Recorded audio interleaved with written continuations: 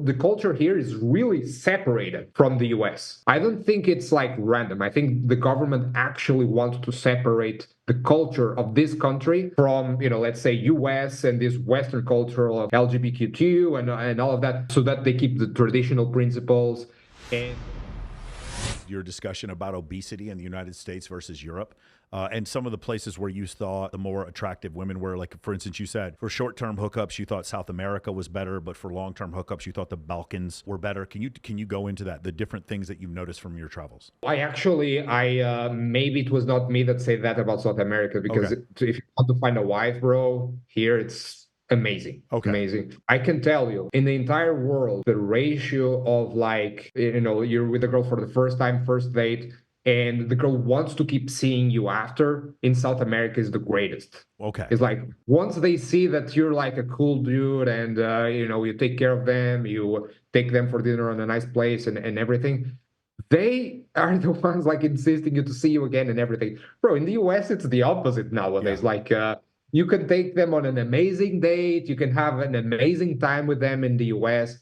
And, like, next thing you know, like, hey, goodbye. And then, like, ghost the day after. Like, It's not just that they're ghosted. They're telling you I can't do anything on Thursday, and then you go check their IG story on Thursday, and they're on stage at they're backstage at some concert, or they're in a Lamborghini, or they're like on a yacht. That's the difference in the US. And the US, like, guys in the US, they're not in the easiest place to find a good girl, Yeah. because it's just about like supply and demand, and it's just the fact that there's the amount of, like, if you compare the amount of like high value guys to the amount of attractive women in the US, and then you do the same in South America, bro, the ratio is like crazy different. Like in the US, like you walk in the street and you see so many good looking guys walking like with a much less attractive girl. Yeah. And here it's the opposite in South America. So here you can clearly tell, and you walk in the street and you see like girls everywhere. So you can clearly tell it's just like the ratio here. It's just in the favor of guys. Are you talking You know about what I mean? Brazil specifically, or Brazil and Colombia? Like, I'm what do you talking mean? mostly about Brazil. There's Okay. other good countries. Paraguay. I spent like a couple of months a year in Paraguay as well. Um, and South America in general, the ratio is really in the favor of guys when it comes to dating. And just that in and on itself, it's going to improve anyone's dating life. Can you talk about Eastern Europe? Like, what were your Yes. experiences like there? Yeah, Balkans, which was the specific area that I stayed, that I talked with Playing with Fire. That was amazing as well. That was very good, like in terms of ratio of like guys to girls and everything, the mentality of girls. Like they still have in Eastern Europe slash Balkans, and here in South America, they still have the traditional mentality of like the guys, the masculine force in the relationship. The girl is the feminine. So the guy takes you out, and he pays for dinner, and he makes the decisions, and you are more like the caring energy, the more feminine energy.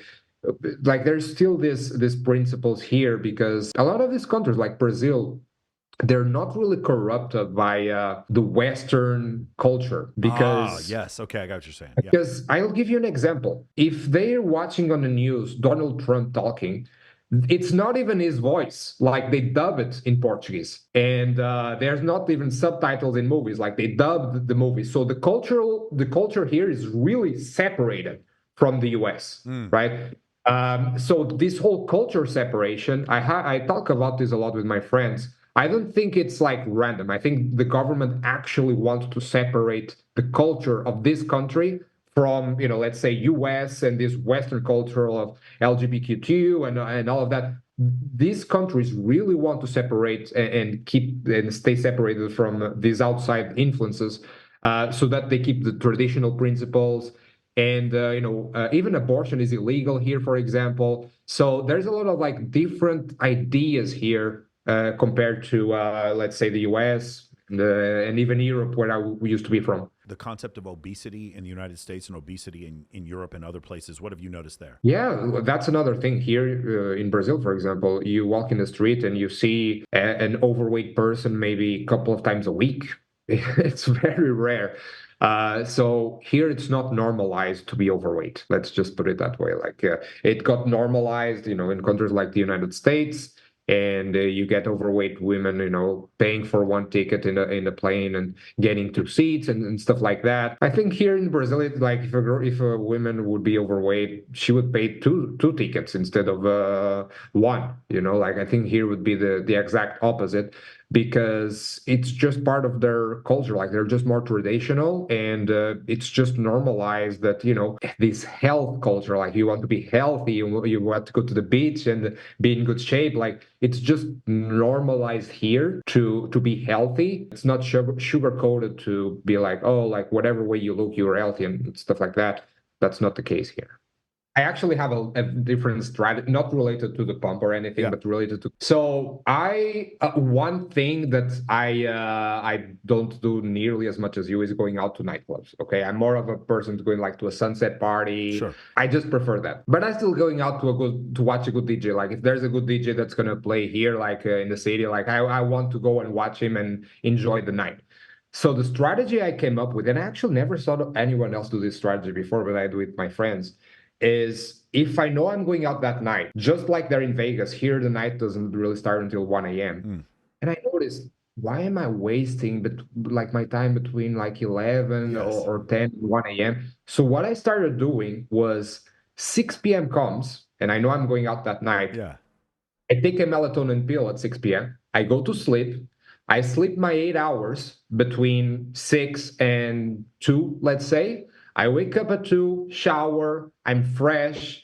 I go with my friends, I catch an Uber to the club, and I'm there with 8 hours of sleep already. Yeah, And it's so crazy. I've seen this before with guys who have 9 to 5s, and what they'll do is they'll get off work and go straight to bed, then wake up and go out. I've seen that happen with a couple of guys in Vegas. That's definitely been something. That's a really interesting way to look at it. But yeah, I go to bed normally around 4 a.m. so that it doesn't screw up my schedule when people come in town and they're like if you came in town and you're like, hey, I want to go see Tiesto or I want to go see Calvin Harris or whatever, we could just go and then come back and it doesn't screw up my sleep schedule at all. It doesn't screw up my workout schedule. I just have a schedule where it's set up where I can do that anytime I want, and that's something that's been pretty helpful. But yeah, no, that's creative. The idea of like waking up and then going out, yeah, that's a pretty good idea. But one thing I did actually that was different, sort of similar to yours, when I lived in Los Angeles, I hated the nightlife scene there. So what I did was I would eat or go to the gym, and then at 1:45 a.m. I would show up to whatever the hottest nightclub is and pretended like I was waiting for my car in valet and just start talking to girls. And that was it was so, for the amount of time it took me, it was so outrageously effective. I mean, it was just the ROI on that was so high compared to going to a nightclub. Oh yeah, 100%. And like for anyone watching, if you want to take things like a step further, you can even like literally go to the after parties. Yeah, just the after parties. Yeah, Yeah, the work's already done. The work's already done for you. Yeah. If you want to maximize your ROI like to the max, and you don't get some guys you meet, they don't even care about the music that's playing of the DJ. Like they literally just go there to, let's be honest, to meet girls. Yeah. So if you really want to maximize, just meet some promoters.